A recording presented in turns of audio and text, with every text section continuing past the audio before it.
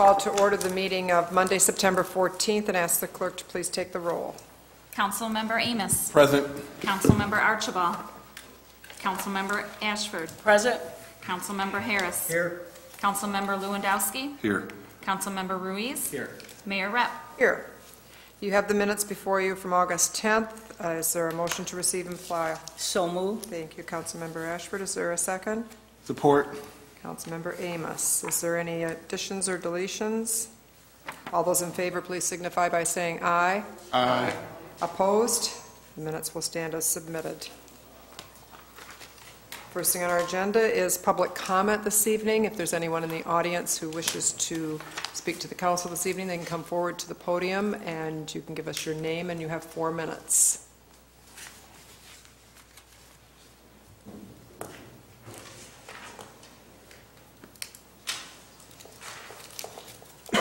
Yes, my name is Raymond Tylicki. I'm part of the Port Huron and Detroit Railroad Historical Society, located at 2100 32nd Street. I wanted to bring to your attention the bridge that is down the street, the Basquiat Bridge. I believe that it's an important part of the city's industrial history. After Atchison had taken over the railroad yards, and there seems to be a deindustrialization of America. Other cities have taken great pride in preserving their industrial history. Closest to us is Toledo, which had taken one of their bridges and fixed it up and made it an important historical landmark over the Maumee Canal. I have some legal questions here. We are interested in possibly taking over the bridge. There's questions of how the yacht club got the bridge to begin with. I ask that the city's attorney look into the rail banking law of the Surface Transportation Board, because under the rail banking law, you cannot build on a railroad right away for X number of years, and first off, when that railroad is officially abandoned, there's so much time in which the county and then the city and then other public authorities have the right to gain access over that right of way. Furthermore, in the future, I was looking at the sewage treatment plant. There are other sewage treatment plants that get chlorine cars in, so if there were needed to be a route, that would be the logical thing. The issue here is both the yacht club and the waterfront that's on the Atchison property and the trail property here, for whatever reason, did not seem to go to the Surface Transportation Board and apply for the Rail Banking Act.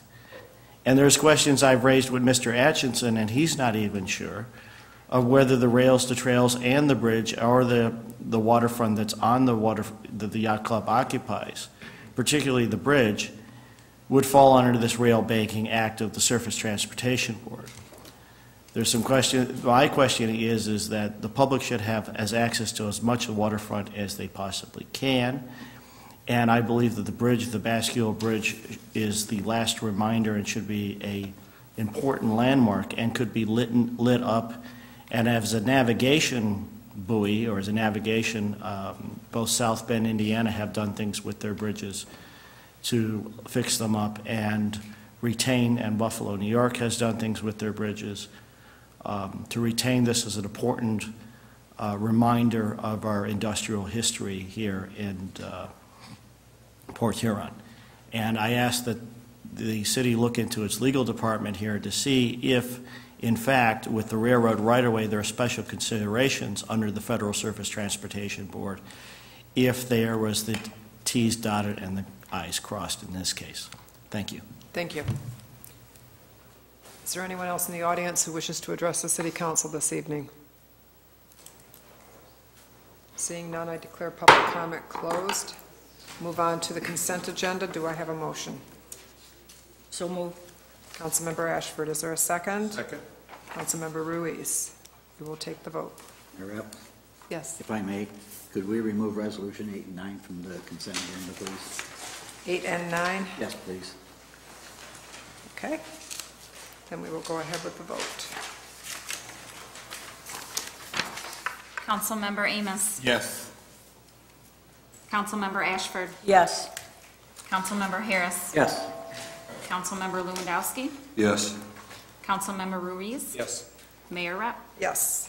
The items on the consent agenda, we received and filed notification that Michael Batchelor has been appointed by the city manager to the Port Huron Housing Commission to fill a vacancy to expire on December 19th, 2017. Approve the scheduling of a public hearing for September the 28th on a code case at 2624 15th Avenue. Confirmed and approved a single lot special assessment for demolishing a dangerous structure at 3410 10th Avenue. Confirmed the mayor's reappointment of Sharon Bender and David Schwartz to the Planning Commission for terms to expire August 11th, 2018. And the mayor's reappointment of Robert Funk and Timothy Ward to the Tax Increment Finance Authority, terms to expire September 14th, 2019. And the Zoning Board of Appeals reappointment of Larry McNamara with a term to expire July 1, 2018, and the appointment of James Yu to fill a vacancy with a term to expire July 1, 2016. Those are the items that are on the consent agenda. We'll go to from the city manager. If the clerk would please read the first one. Accepting the bid from National Restoration Incorporated in the amount of $39,000 to cut out existing mortar joints and install new mortar to industry standards at the mausoleum in Lakeside Cemetery. Do we have a motion? So moved. Councilmember Lewandowski, is there a second? Second. Councilmember Ruiz, is there discussion? Yes, I have a question. Yes, Councilmember Ashford. Can we have some clarification on the industry standards that we're trying to meet here? And connecting with that question, is this anything like cold work or anything of that nature? Cold work? Could you repeat the question? I'm sorry. The end of it? I asked you to explain about the industry standards that we're trying to meet, and if we're trying to meet them, is there any code standards that is affixed with that? Okay, Yeah. sorry. Sorry. Mayor and City Council, to answer your question, I'd like to kind of just give you a briefing what's going on, and maybe it'll help answer your question. If not, we'll get a little more into the industry standards. But basically, obviously, the mausoleum is at Lakeside Cemetery. And what we're looking to do, it's in great need of repairs. You can see in the pictures there, the whole building needs tuck and pointing. If you can go to the next picture, it shows it a little bit better. You can see many of the joints, the mortar is coming right out or cracking. When it's raining hard, coming sideways, water's coming in the mausoleum. So when we talk about industry standards, the company that you see on the agenda tonight, National Restoration, they did work at the lighthouse as well. And so our hope is, to me, and I'm far from an engineer, or a person that works on it, but to me, from what I've learned from the National Restoration people, is that maybe the material used for historical preservation and that was not used. I mean, the last time this was done was in '65, but it looks like people have repaired here and there, and as you can see, can you go back to the last photo one more time? As you can see, it's caused, when the thaw, it's causing a lot of these bricks to break. And if you go to the first one again, you can see that again from, he talks about how like thermal movement in the plates is kind of like ruining a lot of the marble. So if you go to the third picture again, what's happening is the water coming in is causing damage to the inside mausoleum. Those are pieces that have come off the top, and it's kind of pointless for us to, we've repaired it a couple times, but it's pointless to keep repairing it because the water is getting behind this marble and causing the damage. So this was, we budgeted for it last year. It was under budget to get this done, and actually, like I said, National Restoration that did the lighthouse, we were excited that they were the low bidder because they have experience working with historical preservation. So it's just such an old building, we felt like they'd be a great person for the job. And obviously, you know, we have over 325 crypts in here and 18 still needing to be sold, but we have an obligation to keep the building in good condition for the people that bought them years ago. So I hope that answered your question. No? Well, you want still want no. I think you made the case for it, but Okay. when you say industry standards, I'm looking for something that we had to do something, but you're talking about the quality, and it's obvious that it's falling apart, so it needs repairing. but you know how you phase it, it leads one to believe that we have to meet some kind of qualification or something. But In my mind, and again, I'm not, an engineer or builder or anything, but the gentleman who bid on this, his industry standards were for historical buildings, and he talked about how on-site, they mix the mortar, which is a little bit different than what Right. other people do when Okay. they tuck and point, so it'd meet industry standards for historical buildings. Oh, okay. Was my understanding, and like I said, I really believe that this needs to be done, or we're just gonna continue to have more and more damage inside. Okay, So- I believe it too, because seeing is believing. Thank you Yeah. very much. You're welcome. Thank you. Thank you. Other questions? Yes, Councilmember I guess, Lewandowski. do we have to do it to historic standards, or can we do it with a more modern concrete mix? I'm not sure what you call I it. think, to my understanding, I think that that's what was done in the past. And if you go back, Jim, for me to the second picture, you can see where they kind of used maybe a more standard type, and that the gentleman has said that's why we're getting so much cracking in the marble. And I may be able to see a little better in the first one. See how the marble on the bottom there is all cracking? Is my understanding that because it is a historical building, that this different type of mortar has to be used in order, To maintain. to maintain it the way it should be.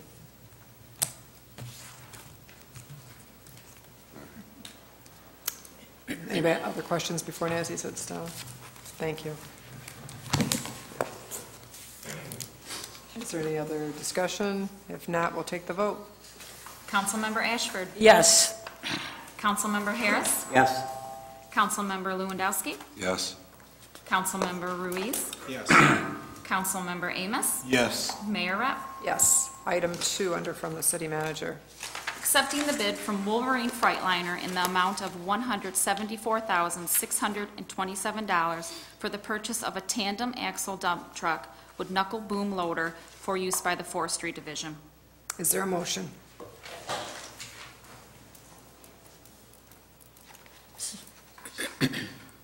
Just clear my throat. Oh. You sound like you didn't have a voice for a minute. Oh. Is there a motion? So moved. Councilmember Ruiz. Is there a second? Support. Councilmember Lewandowski. Is there discussion? Mayor Rep? Yes, Councilmember Lewandowski. Guess we should ask about the old truck and what we're replacing and why. I think that's a good idea.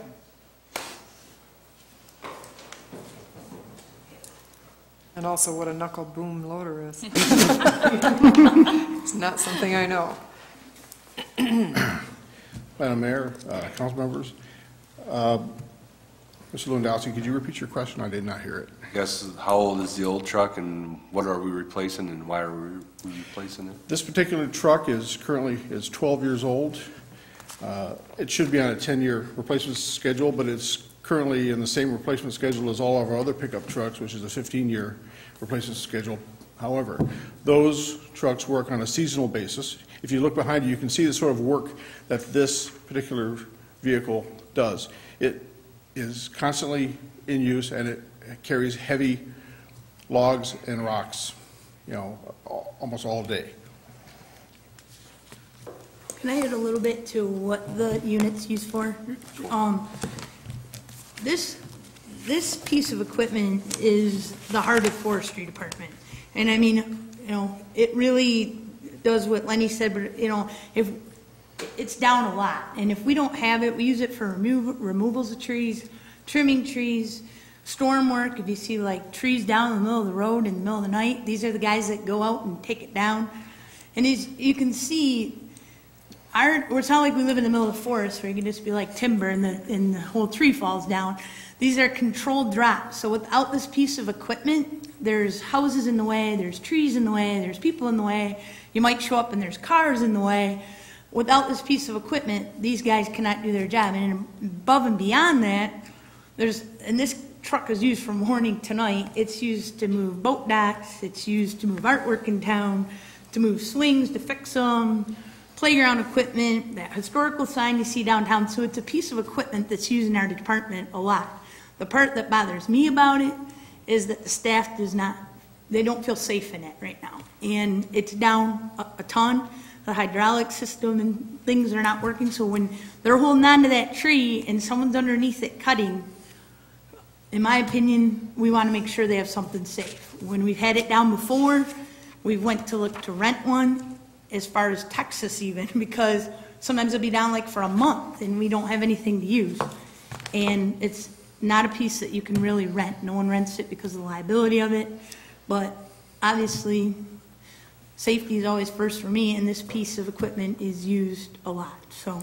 In he can talk more to the last 4 years, we've spent over $60,000 in maintenance and repair for this particular unit. It has over 7,900 hours plus over 70,000 miles. And like I said, it's 12 years old.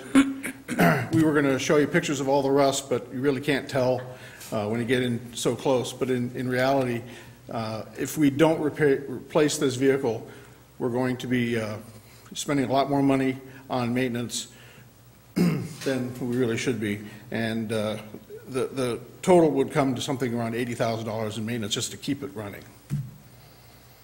Mayor Rep. Yes, Councilmember Ruiz. Nancy, you mentioned it's been down for as long as a month. Yeah, because, When that happens, what have we done? well, we can't, if there's a storm, we're pretty much crippled. I mean, We hire someone? we do trimming. I guess Ben could talk more to that. So we contract out? I mean, Not- no, we take care of it. We take care of it. I But mean, But the big truck is down? yeah. Okay. I don't know if you have a specific example. I Ben's our don't, forestry director. I don't have a specific example, but in a case like this, if the truck were to break down and we didn't have it and a storm would come through, what we would do is cut the wood to a manageable size and then use a loader from the other department, push it off to the side of the road and leave it there until we get our vehicle back. And that's pretty much the only option we would have. So you're kind of increasing the amount of labor necessary, then you're also maybe using trucks that aren't built for doing some of that stuff. Correct. And we're also, in a case like this, you get a storm in the middle of the night, we try to clear the scene as quick as possible to make it safe. In a case like that, when we can't do that, it's not safe. So, Okay, thanks. How long has it not been safe? pardon? How long has it not been safe? Quite a while now. The truck is currently down again right now. We are without it right now. The rear, I believe it's the rear axle in the rear end, something in the rear end let go and it's currently leaking. So we're probably going to go this whole week without it right now. But the guys informed me a few weeks ago, which I let the maintenance crew know about. In the picture you currently see there, what they're telling me now is when the arm is fully extended out, there's hydraulic pressure that clamps down onto the tree limb. Right. And when it's fully extended, it's now losing some of the pressure that it takes to hold it. So what they're currently doing is they make the cut, and then they lay the log down on the ground, then they re-grab it, and then pick it up to put it in the back of the truck. Wow, so we're putting their lives in jeopardy. Absolutely. Working like that, so Yep. it should have And been. they've adapted to it, they know it's like that, so, I mean, they're making it work as safe as possible, but, for the issue that I have is all of my guys up there are trained to come in and run this piece of equipment, so you're not always guaranteed to get a forestry crew guy, in the middle of the night. So sometimes I may get a guy from a different department to come up, he can run this, he can safely pick the log up and move it out of the way, but if he's not aware of the way it currently runs, that puts, that's a problem as well, so. Okay, just one more question, Mayor, if I may. Okay, and then the truck we bought, what is it, about 3 or 4 months ago, the tree trimming truck? That was a stump grinder. Oh, the stump grinder? Yes. Oh, okay. Have you ever had to use that in lieu of this? No, the stump grinder, all that does is grind the, Just the stump? right, okay. once we remove the tree, that whatever's left is what we use that for. Oh, okay. So, and by the way, that's really elevated our tree service, so, Oh, okay, so. thanks. I'm Thank sure, you, Mayor Rep. yeah, go ahead. I guess what kind of maintenance cycle is this getting throughout the year? Because at 7,900 hours, like you said, that's only 650 hours a year. Seems like a truck like that should last longer. And You would think so, yes.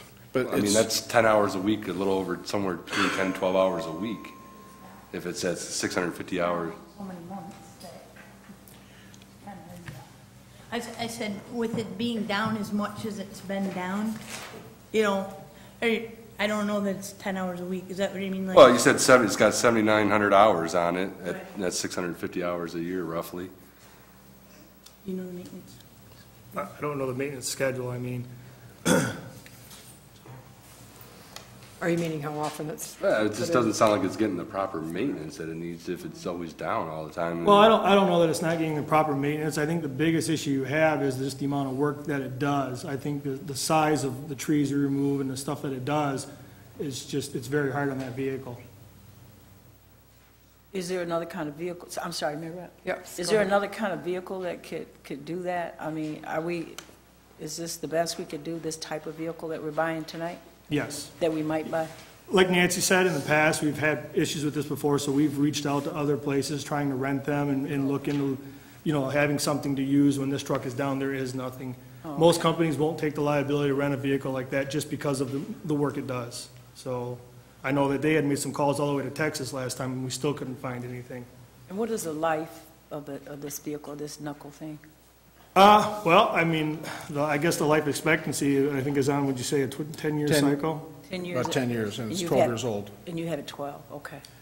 The one thing that was expressed to me through our maintenance department is that this is on a very similar cycle as the plow trucks are. The difference is this truck runs every day, where the plow trucks will sit idle during the summer months sometimes. They're used for jobs, but they don't run like they would during the winter months. So they feel that this should not be on the same type of maintenance cycle as a plow truck would be. Oh, okay. So you're saying that it perhaps should be maintained more often, or? Well, maintain more often. I don't know if that's the answer. I just think, like I said, I just think this thing takes so much abuse. It could service it once a week, but it's still going to break. I mean, sometimes the amount of pressure that they use to pick these things up with blow lines on site, things fail. This was an anticipated expense, I take it. It was anticipated that we were going to have to replace this year? Yes, it was scheduled for this year. Okay. Mayor Rep? Yes, Councilmember Lewandowski. Finish. I forgot what I was going to ask now. I mean, it's a piece of equipment we have to have as a Yes. city. I mean, there's no question about that, but I think if we're going to spend $175,000 on a piece of equipment, we better make sure the maintenance schedule is right. Now, the 10-year replacement cycle, is that our replacement cycle, or is that the manufacturer replacement cycle? The replacement cycle is based on its actual use, and ours is used very heavily. Historically, we've spent, in the last 4 years, in preventative maintenance, we've spent $20,000 in labor and equipment. We've also spent $20,000 in replacing the hydraulics on this. We've had to go through and replace it several times. We've had to go in and we've spent over $11,000 in engine maintenance because we had to work on the engine. It's a very hard-working vehicle. And yes, it has the manufacturers will only warrant it for a period of a couple of years, and as Mr. Pianka said, you can't rent them because of the extreme risk involved in the operation of this particular vehicle. So between the maintenance costs and the fact that it's starting to present a safety issue for our crews, we're recommending that we purchase a new vehicle that we have before you. And I agree with that, but I'm asking, though, is the 10-year cycle of replacement, is that the city of Port Huron's policy, or is that the manufacturer's policy? That's been the city's policy. Actually, it's on a 15-year cycle, but the maintenance chief said it should be on a 10-year cycle. We've gotten 12 years out of it now, and it's several years beyond where it's viable to keep it up and running.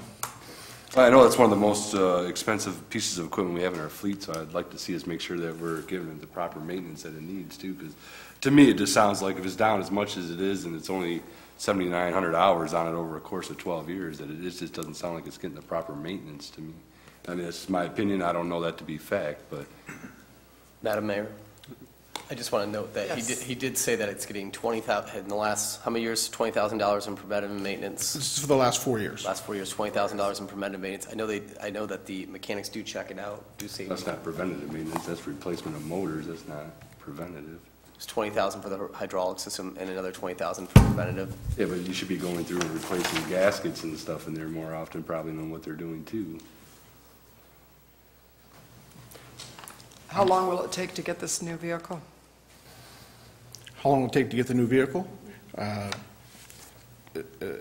As soon as we get it approved, we'll pick it up. Oh, so it's something that's Yeah, ready? it was a that's bid for an available. existing vehicle, Okay, correct? that's what I wondered. Okay. Mayor Rep? Yes, Councilmember Ruiz. Just for our sake, or council's sake, perhaps after a year's time, we kind of get a, again, it is a large purchase. It's a necessity. I'm going to vote for it.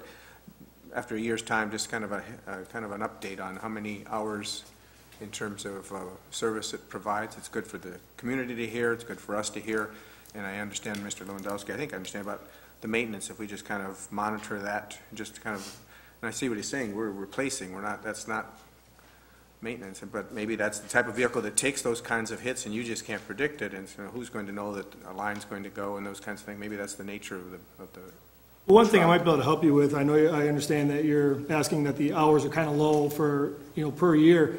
The one thing you have to remember is when this truck goes to work, as you see here, it is in place. It's not moving. But the truck is continually swinging back and forth, picking things up, setting it down. That's where all the usage is coming into play. So it does, it could sit in one location almost all day. So you're not putting miles on the truck, but you're using it, 8 hours a day. So, and we're using it very hard. Is there any other questions? I just have the Yes, same Councilmember comments Harris. that Alan has, on scheduled maintenance.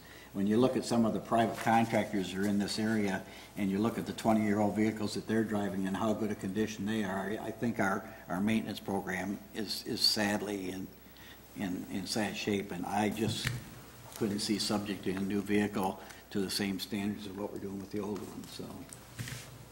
Mayor Rep, I'd like to think that we're probably taking on a lot more jobs and more frequency and times and conditions than a lot of the vehicles that are out there, so.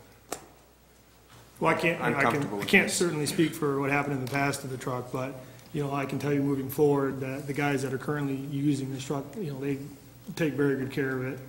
So, every time something goes wrong with it, or they make me, aware of it right away to get it repaired, so. I would think so. If there's safeties involved, they would be the #1 people to make sure it's good. Absolutely.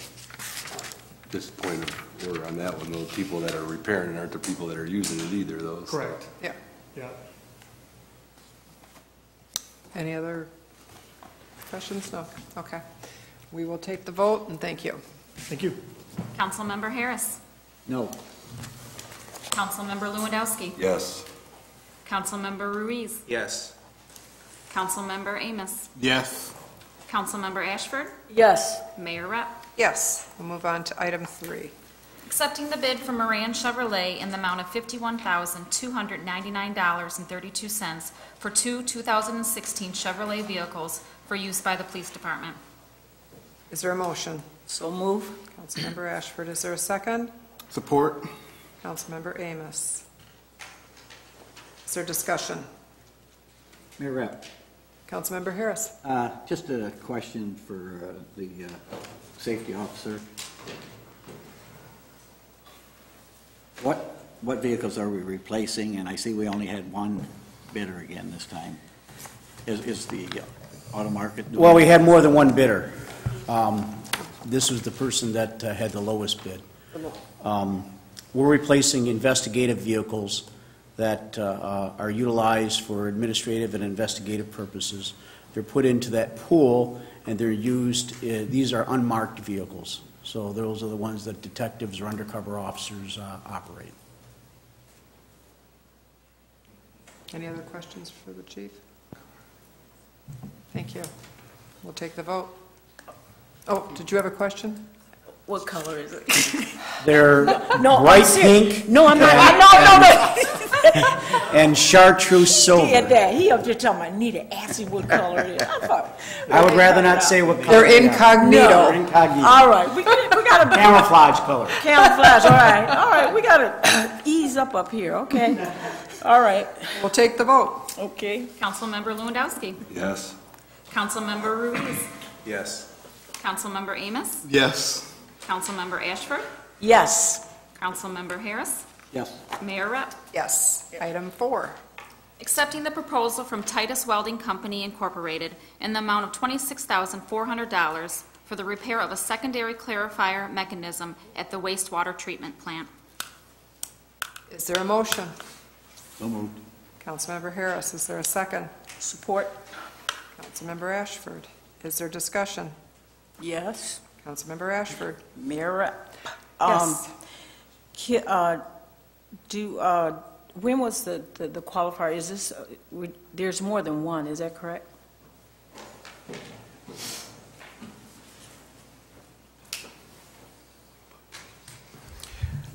Madam Mayor, council members, the picture behind you shows clarifier number 3.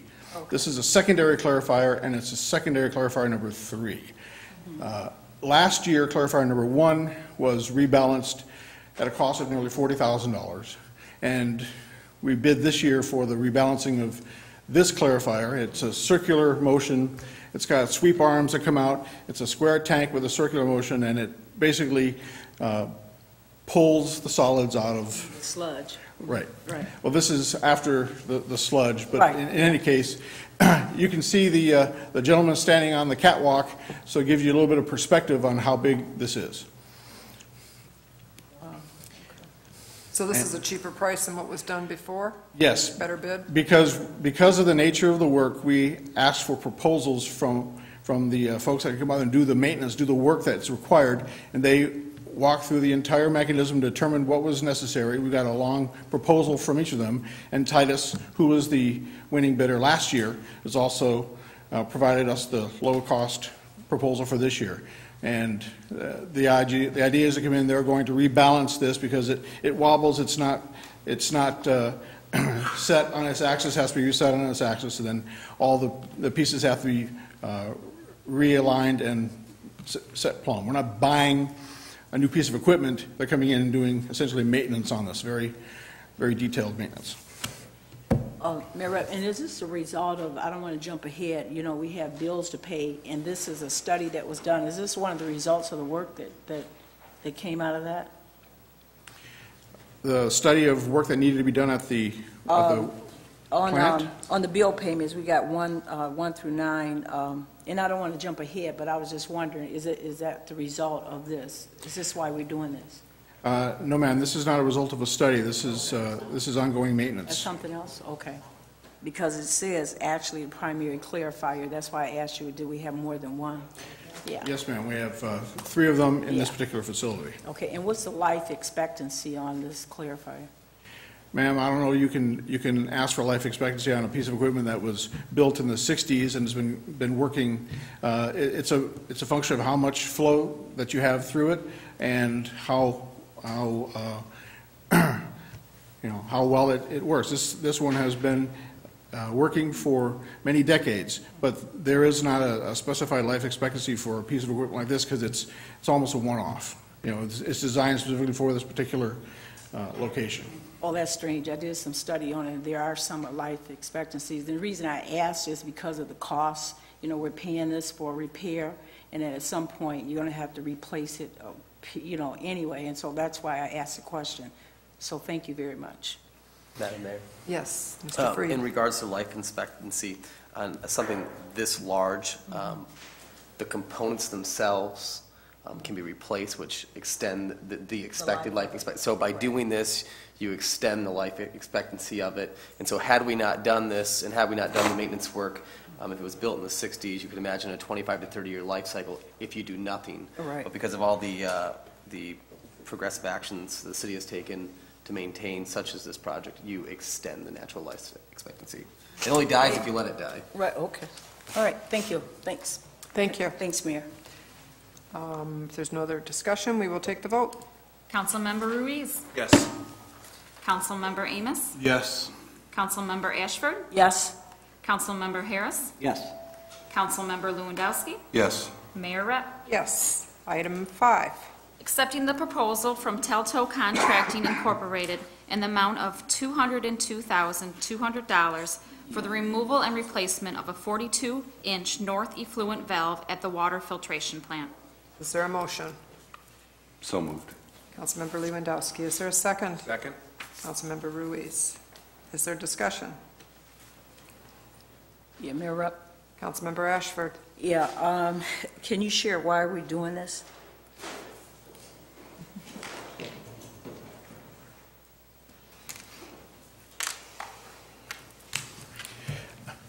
Madam Mayor, council members, the reason for this is simply that without this particular valve, which has been out of operation for a few years at this point, without this particular valve, if a pump goes down, we have 4 main pumps that are working in the system. If a pump goes down, the only way to work on it is to shut the entire plant down. With this valve in conjunction with an isolation valve in the center of the plant and the south effluent valve would allow us to shut down half the plant and work on whichever pump was working on that side. Right now, if a pump needs work, we have to essentially shut down the entire plant, which means it has to be done overnight in this period of time it would take for the towers to go from full to not full enough, which would probably be by the morning. So this is part of the ongoing maintenance of the plant that will allow us to come back to full operation. This particular valve, which is an isolation valve essentially for the outside of the plant at a 42-inch line external to the plant, is essential for the operation of and maintenance of the plant in all cases. Okay, thank you. Madam Mayor. Mr. Freed? This is another project. You remember in your last council meeting, you approved a purchase of a valve that helped isolate north and south of town. These types of investments make our water system more resilient by allowing us to do maintenance when something does arise. And so this is in conjunction with a similar valve you purchased at the last meeting, which allowed us to isolate north and south side of town for water issues. Yeah, Mayor Rep, yeah, and I believe anything to do with the infrastructure of this magnitude, you know, I can't see ever voting no, but I think that you have to be accountable and explain to us why. So, you know, I have problems with that, and I'm familiar with valves shutting them off and, you know, and the pipes and all that. So, yeah, so you just need to explain yourself. So that's very important. Thank you. Thanks, Mayor Rep. You're welcome. Yes, Mayor Rep. Councilmember Lewandowski. This is a question for City Manager Freed. Is this is such an important piece, how come they didn't fix it a couple of years ago? That's an excellent question. I wasn't here then. And neither was Lenny, so there you go. I think you know, I would imagine that you know, you have a level of risk in those pumps going down, and so it really does come down to the time constraint. If you had to do a major repair on one of those pumps, we alleviate ourselves to we only have a small window where your low flow, your low system demand, and so yeah, it's risky. I understand, you know, the need for it. I'm just curious as to why, you know, over the last, it's been out for a couple of years, he said, why nobody's brought it to council before. I don't know, but my little bit of knowledge of pumps is that they probably didn't put as much pressure in there, you know, probably managed it in such a way that they could maintain to this point. I don't know, but that's how we do ours. Yes. Mayor as well. Yes. Sir, how often do those pumps go down? And I think that would be a good question to clarify the issue of replacing those. As you said, that they go down, which then have to cause the plant to shut down. So how often do those pumps fail? That's a good question.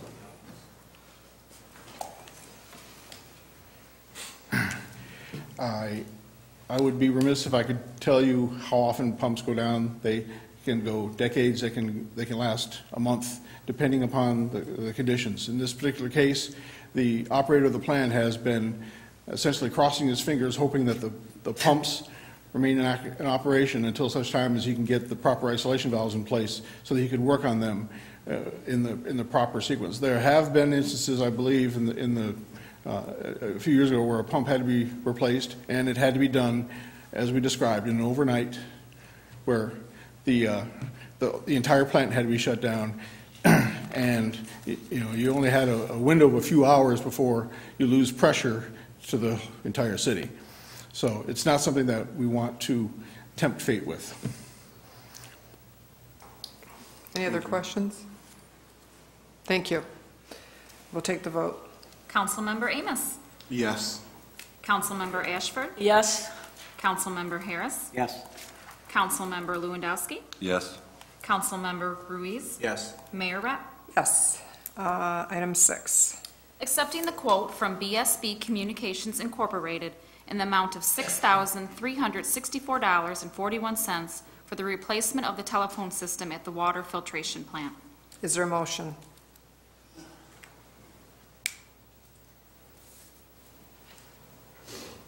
So moved.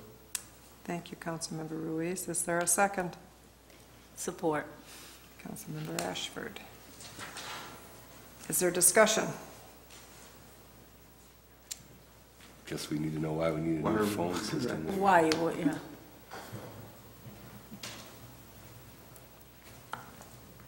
Madam Mayor and Council, this is the 5th of our outlying locations which have had digital phone systems of over 20 years in age to be replaced. The one at Fire Central and the wastewater plant were replaced on an emergency basis about 4 and 5 years ago, respectively, because they failed. Then we started a plan, and we replaced the phone system with a similar system to this at Bancroft Street 2 years ago, and last year we did the Recreation Department. So this is the 5th one. It brings us now with digital phone switches at the 5 outlying locations that can be networked and remotely managed from here. And they're identical systems. And like I said, this completes it. It gives the water treatment plant voicemail, which they never had.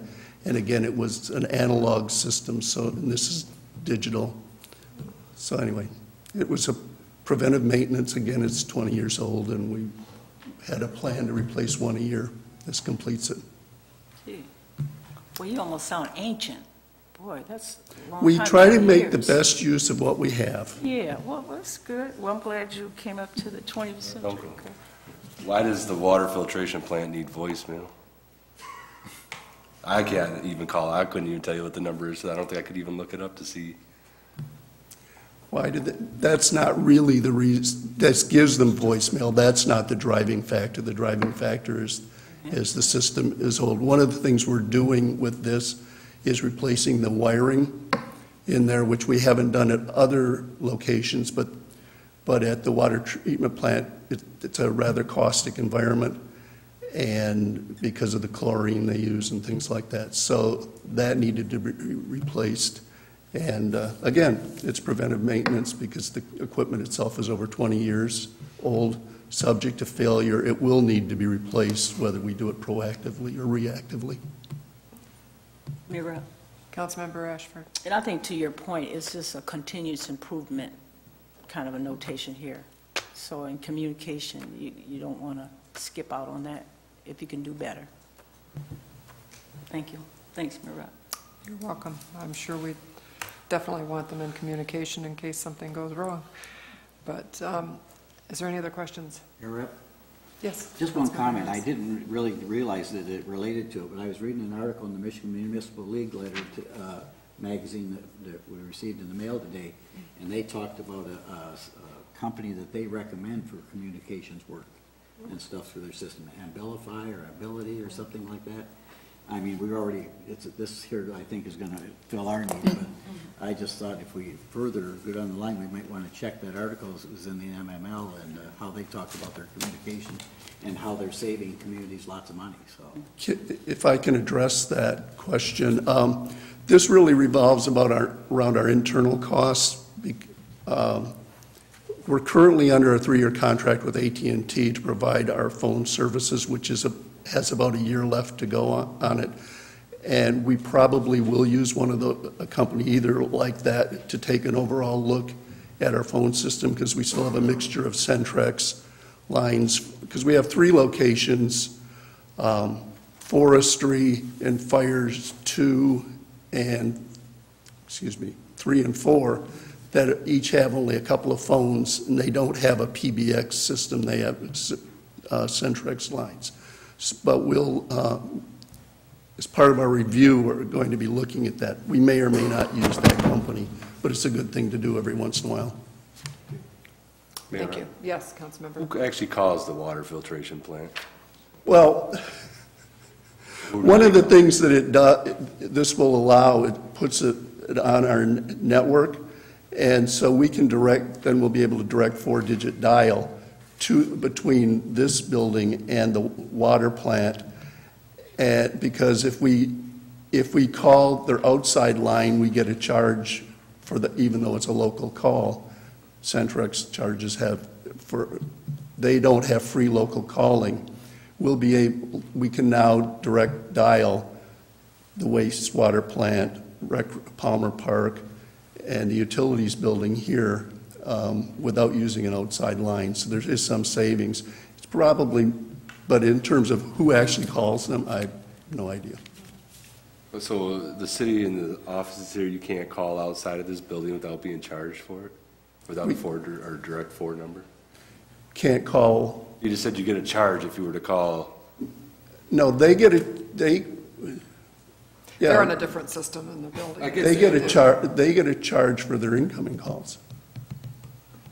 Or wait a minute, let me rephrase that. If they call us, that costs them. It costs the water treatment plant to call us. They don't have even free local calling. I know that when they put the new system in years ago, the outlying places were not included as part of the package. No. And, yeah, that was a problem at that time, yeah. Signs up for a plan that you can't call outside of your building without getting a charge. It's the system, not the provider of it's just the system, if I understand it correctly, the way it was configured. Right. But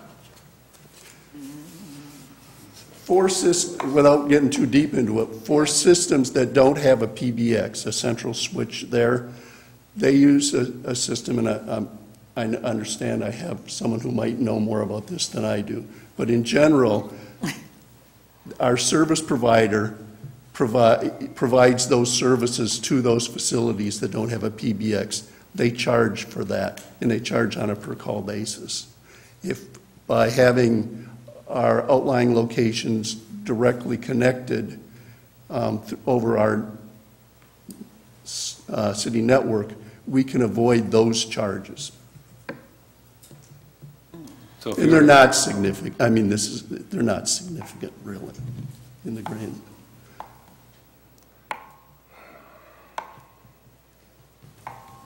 I'm good. That's. no other questions? Who signs up for that? Thank you. We'll take the vote. Councilmember Ashford? Yes. Councilmember Harris? Yes. Councilmember Lewandowski? No. Councilmember Ruiz? Yes. Councilmember Amos? Yes. Mayor Rep? Yes. We'll move on to resolutions. Number 1, please. Authorizing 16 payments. Is there a motion? So moved. Thank you, Councilmember Ashford. Is there a second? Support. Councilmember Amos. Is there discussion? Mayor Rep, Councilmember Harris. could we vote separately on item number 16? Item 16. Yes, please. 16. Okay. Was it the? Yeah, how's that? Well, then we're voting on items 1 through 15. Okay, Does anybody have any discussion on items 1 through 15? yes. Mayor Rep, could I have some explanation on number 9? Number 9? Okay. Payment number 9. I'm just going to, that would be Tetra Tech. Primary clarifiers, equipment replacement, and arc flash study. Put your glasses on, huh?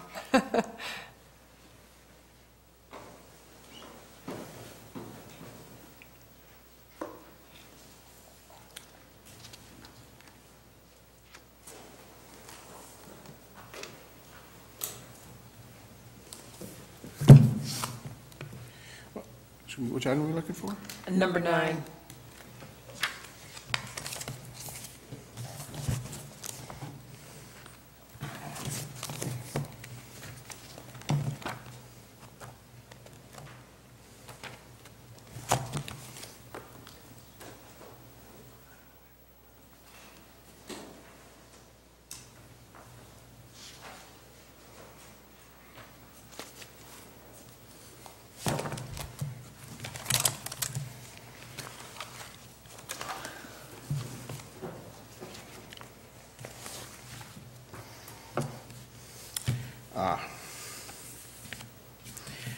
This is an ongoing study in which we're looking at the primary clarifiers and arc flash out at the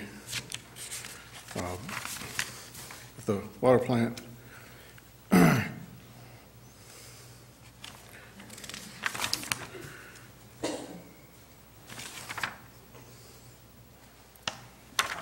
You know, I think I can make it a little bit easy for you. All I want to know is that since that was the topic, remember when I didn't want to jump ahead? I just want to know how. I know These are different clarifiers. These are different clarifiers? Okay. And what's the total cost here? I know this is a 6 payment. You got that? The contract award amount was $97,500. 97. Right. Yeah, see, and that's the point I was trying to make. You know, I was going to beat this to death, but no, that's what I needed, was that number, that total. So it's 97,000? Yes, ma'am. Oh, okay. And that's a study, correct? Yes, ma'am. Okay. Does that answer, Thank you. does that answer your question then? Yeah. Okay. I think we're all set with that one then. So we still have items 1 through 15, if there's any other questions. If not, we'll take the vote on 1 through 15. Take the vote. Councilmember Harris? Yes? Councilmember Lewandowski? Yes. Councilmember Ruiz? Yes. Councilmember Amos? Yes. Councilmember Ashford? Yes? Mayor Rep? Yes. Now we have item 16. I assume you have a question, Councilmember Harris? I guess my question was, is the significant change in the price? I know there's in the documents, it showed there was some more work done, but does it justify the 25% increase? And I can answer that. Yes, Mr. Freed. Councilman Harris, I authorized that for 2 reasons. We had a pipe break in the downstairs of the MOC previous this year, which flooded the MOC lobby near the elevators. In the July heat with the humidity, I became concerned with the carpet and the moisture in that lobby, had an odor to it. And so the opportunity cost to just do a change order was the cheapest way to do it. And so that's why the police lobby is just at the first part as you walk in the door. That is where the flooding took place. That's why that lobby is added to the place. And if you look down, if you go there after the meeting, you can actually see the black lines of water damage where the carpet used to be. And so it was a health and safety concern for the staff down there. Anyone else have a question? Okay, we'll vote on item 16 then. Councilmember Lewandowski? No. Councilmember Ruiz? Yes. Councilmember Amos? Yes. Councilmember Ashford? Yes. Councilmember Harris? no, Mayor Rep? Yes. It did pass, correct? Correct. Okay, we will move on to item 2 under resolutions. Approving the amended McLaren Port Huron Hospital Master Plan to include the property located at 1110 10th Avenue. Is there a motion? so moved. Councilmember Harris, is there a second? Support? Councilmember Ashford, is there discussion? Yes, Councilmember Ashford. Yeah, Mayor Rep, Alan, were you at the meeting? Is this, do you want to speak to it? So It was just one of the houses that were holding out, and they decided they got the right price what they wanted, and they And sold it to McLaren, and now they can include it. They were gonna build around the house, but then they figured out how much it was gonna cost to add electrical to it, and then they offered them that difference, and they said yes.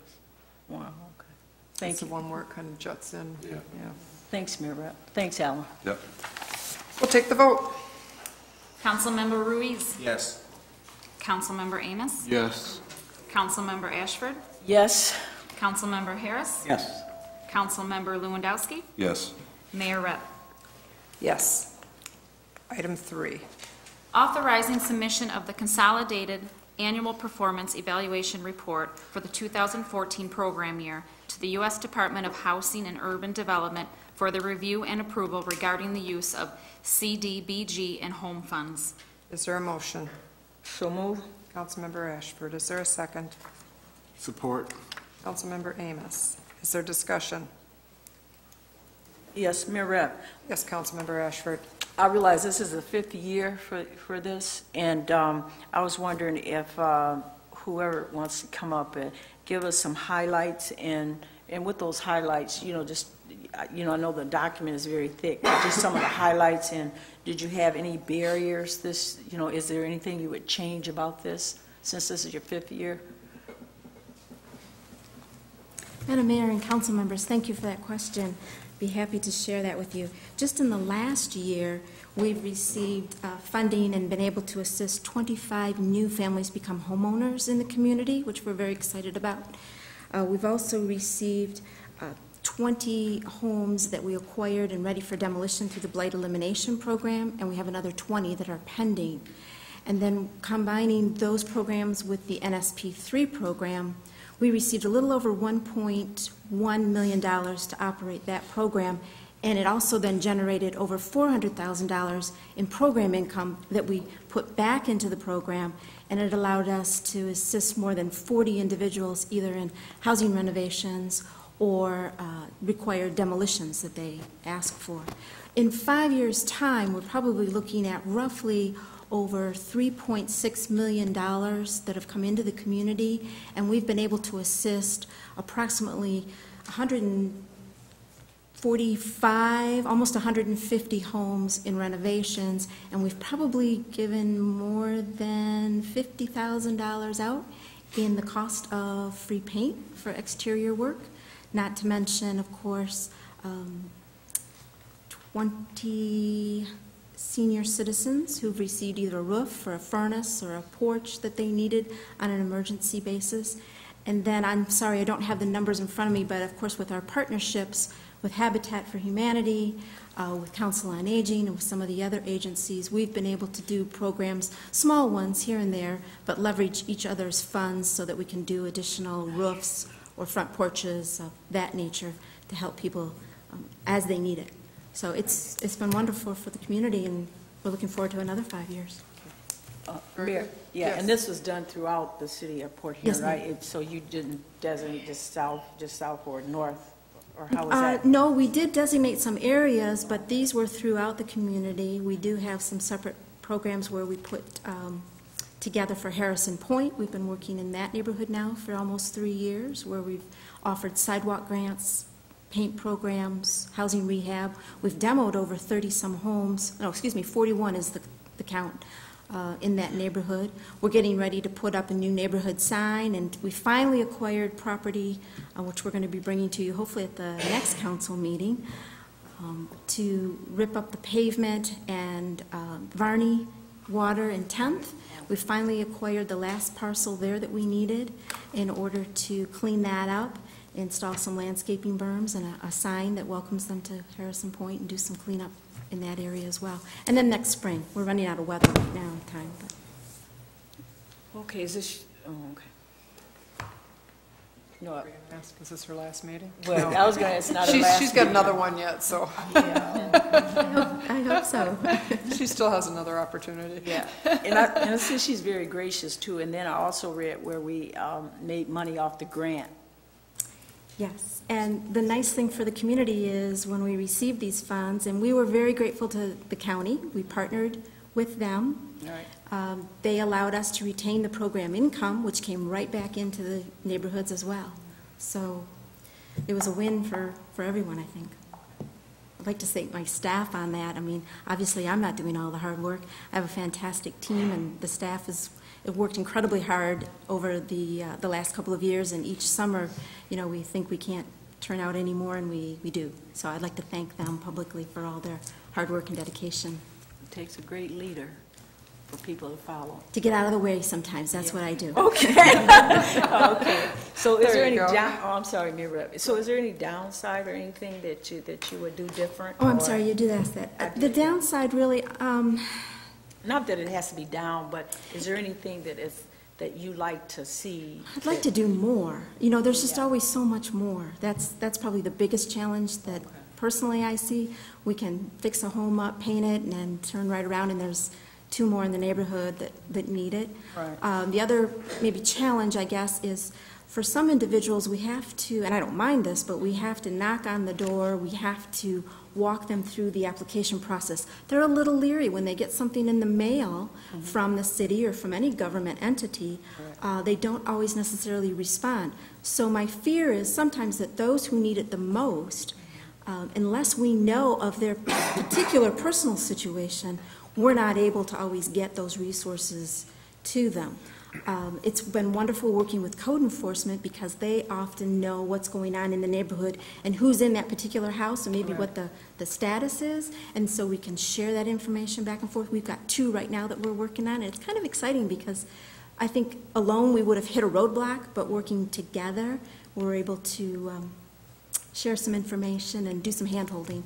That's encouraging. Okay. Thank you. Thanks, good. Mayor Rapp. Yes. Any other questions for Ms. Harmer? Thanks. Thank you. We'll take the vote. Councilmember Amos. Yes. Councilmember Ashford. Yes. Councilmember Harris. Yes? Councilmember Lewandowski. Yes. Councilmember Ruiz. Yes. Mayor Rep. Yes. We'll go to item 4.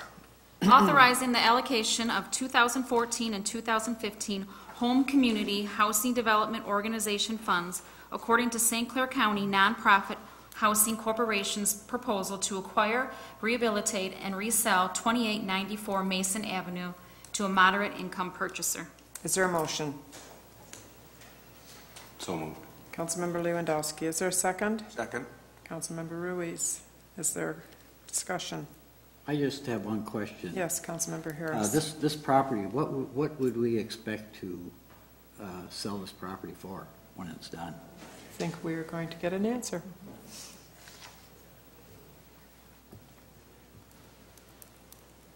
Madam Mayor and Council, this is another example of our partnerships. We receive CHODO funds each year, and typically we only get about $18,000 to $25,000, not usually enough to do a project. So we'll hold it over and combine it with the second year, and then ask local CHODO organizations to come in and work with us.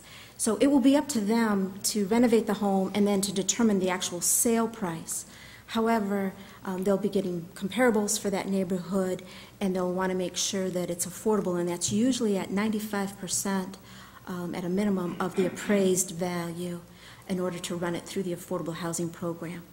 We also like to offer the Urban Pioneer program with anyone who might be eligible as well, and that will provide them with some down payment and closing cost assistance, as long as they have the matching dollars to put into it themselves as well, and go through the home buyer program.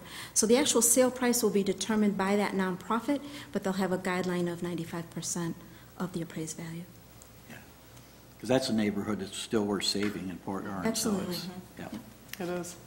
Mayor Rep, Yes, Councilmember Lewandowski. do we acquire this house through tax foreclosure? Yes, we did. Okay. Yeah. Any other questions? Thank you. Thank you. Take the vote. Councilmember Ashford. Yes. Councilmember Harris. Yes? Councilmember Lewandowski. Yes. Councilmember Ruiz. Yes. Councilmember Amos. Yes. Mayor Rep. Yes. Item 5.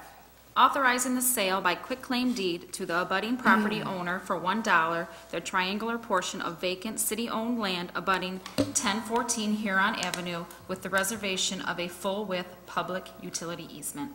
Is there a motion? So moved. Councilmember Lewandowski, is there a second? Support. Councilmember Ashford. Is there discussion? Just comment, Mayor. Yes, Councilmember I guess the only Harris. disappointing thing that I see with this here is being able to sell this for $1 is just almost about a year ago, we had a similar situation. The difference was a Buttle and adjacent, but we sold some adjacent property, and we got a lot more money for that in front of Carter Simpson's than we got for this, and I just think this is great, and I wish we could have done it then, too, so thank you. Thank you. Any other discussion? We'll take the vote. Councilmember Harris. Yes. Councilmember Lewandowski. Yes. Councilmember Ruiz. Yes. Councilmember Amos. Yes. Councilmember Ashford. Yes. Mayor Rep. Yes. Item 6, please. Approving revisions to various sections of Lakeside Cemetery rules. Is there a motion? So move. Councilmember Ashford, is there a second? Support. Councilmember Amos, is there discussion?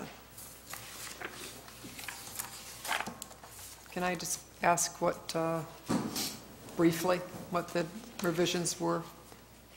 Not detail, but Not each one. I'll make it snow, I'll make it snow. I mean, I didn't mean that, I meant the purpose, I guess, is that what I want to say?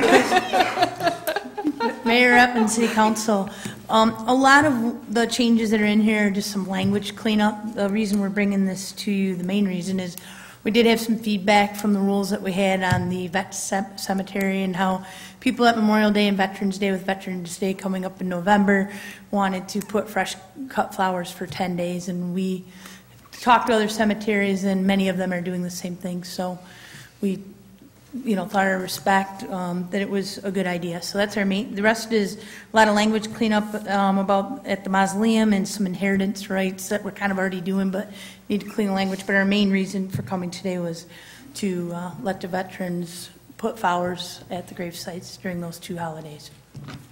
Thank you. Any questions from anyone else? Thank you. That was brief. We'll take the vote. Councilmember Lewandowski. Yes. Councilmember Ruiz. Yes. Councilmember Amos. Yes. Councilmember Ashford. Yes. Councilmember Harris. Yes. Mayor Rep. Yes. Item 8 and 9, if there's no problem, we'll take them both together. Is that okay? Because they're both to do with the same address, so why don't you read them both, okay? Approving the scheduling of a public hearing for September 28, 2015, to hear comments on the establishment of an obsolete property rehabilitation act district for 802 Military Street.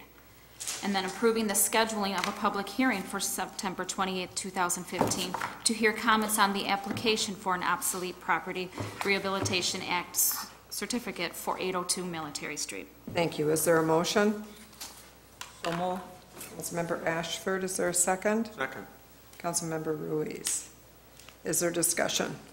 I guess I have more of a question. I had a couple phone calls that basically asked me the question that they were under the understanding that this address had already received a brownfield grant and they couldn't accept a obsolete property rehabilitation act request at the same time. Is that A conflict? Is there a conflict there that they could have both brownfield and the obsolete property act? Go ahead.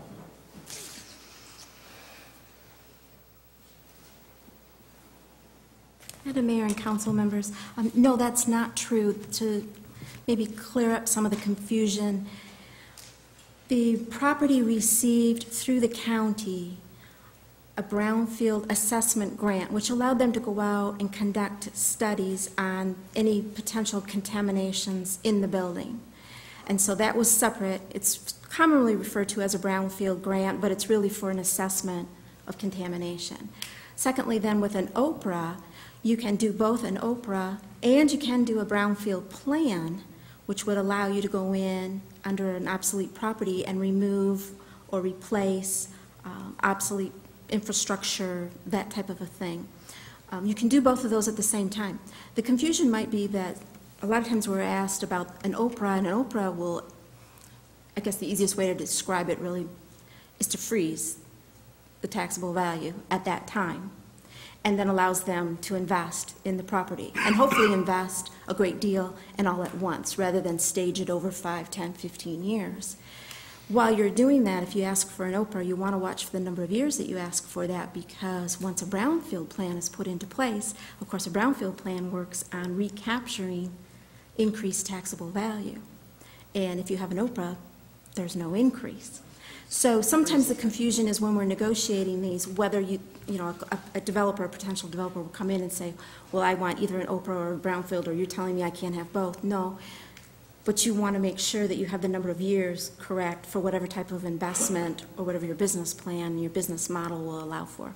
So yes, they did receive a brownfield grant, but just for assessments. No, it's not true. You can do both at the same time with a regular plan and an OPRA. How you layer that is really a business decision, and we try to guide you as much as possible, but ultimately it's the developer's decision what they'll ask for. I appreciate it. That's something that I needed to know, and I think that's something for everybody to know. Thank you very much. Yes, Mr. Freed. I had a resident call me this week and said I don't think we should give out any tax breaks until they actually do something there. And so that comment I thought maybe we should remind people that there is no benefit until they actually rehabilitate and enhance the building. We are not giving them any taxpayer dollars. This is not a tax credit. This is only a tax break if they actually complete the work. And so we're not putting anything out there ahead of any work being completed. Speaking of, do we know any timeframes? Yeah, hopefully this fall. I think they still want to start. They still want to start this fall? Yep. Okay. Thank you. We will take the vote on scheduling the hearings. Councilmember Ruiz? Yes. Councilmember Amos? Yes. Councilmember Ashford? Yes. Councilmember Harris? Yes. Councilmember Lewandowski? Yes. Mayor Rep? Yes, we'll move on to ordinances number 1. An ordinance to amend Chapter 52 zoning of the Port Huron Code of Ordinances for the purpose of making various changes to the ordinance. Is there a motion? So moved. Councilmember Lewandowski, is there a second? Second. Councilmember Ruiz. Is there discussion? Mayor Rep. Yes, Councilmember Harris. Just a comment. I was going to come in here tonight and ask if we could table this, but after looking at it and discussing it with some other people that were interested, I think this document is really interesting for the fact that it does contain a lot of changes in the ordinances.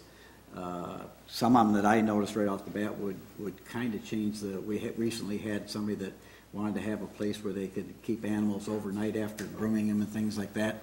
And this appears that this may allow that type of thing now. And there's other things. There's lofts require parking and things like that.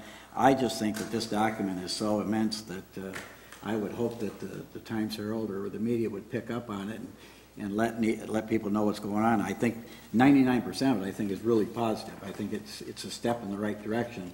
But how many people actually get a chance to look and see these ordinances? I think the changes are good, but I think it's necessary that people look at them. Is there any other discussion? We'll take the vote. Councilmember Amos? Yes. Councilmember Ashford? Yes. Councilmember Harris? Yes. Councilmember Lewandowski? Yes. Councilmember Ruiz? Yes. Mayor Rep? Yes, that concludes our agenda. I don't really have anything except that I might want to ask Mr. Freed. I see that David Haynes, our new replacement for Kim Harmer, is in the audience. Perhaps you'd like to introduce him this evening? David Haynes, our new replacement for Kim Harmer, is in the audience tonight. Yeah, he's getting the feel of the land here before he takes over. I know the staff it's kind of a mixed emotions. You're excited to have someone like David come on board, but it is very sad to see someone like Kim Harmer leave us because she was such an asset to the community for so long, literally longer than I've been alive. Well, that's not nice. Well, that's a good. It's a good thing. I will tell you, the 31st, we're going to have a little get-together at the Vintage. The council's more than welcome to come from 6 to 8 to thank Kim and for all the hard work she's done for our community. You look at tonight, the report sent off to the feds for what they've done with the housing program, and you think of all those moms or dads that have a home now, and all those kids that have a stable home environment because of the hard work Kim and her staff have done. And, city government, what we often do goes unnoticed, but what Kim has done and her team has done throughout the years, making people homeowners and creating stable neighborhoods. Kim led our community through one of the worst recessions and stabilized some of those neighborhoods and put people back in homes. And I think her work is appreciated by not just us, but by the moms and dads of our community. Very nice. David, did you want to say hello? Seeing as we've talked about you being the replacement, and I don't mean to put you on the spot, but maybe did you just want to? Yep, please. I'm going to put you on the spot. Get used to it. Yeah. What is that called? Initiation by fire or something like that? Just a hello and who you are. That's kind of. Well, good evening, everyone. As you mentioned, David Haynes, going to be replacing Kim. Big shoes to fill. A lot of great work over the years, and I look forward to the opportunity. Madam Mayor, one thing that impressed me about David, which we had, the search committee consisted of our HR director, our finance director, myself, our current planning director, the county planning director, and we had former planning director for Port Huron, Ray Straffen, sit on that interview committee. It's amazing David's history and his background is so diverse.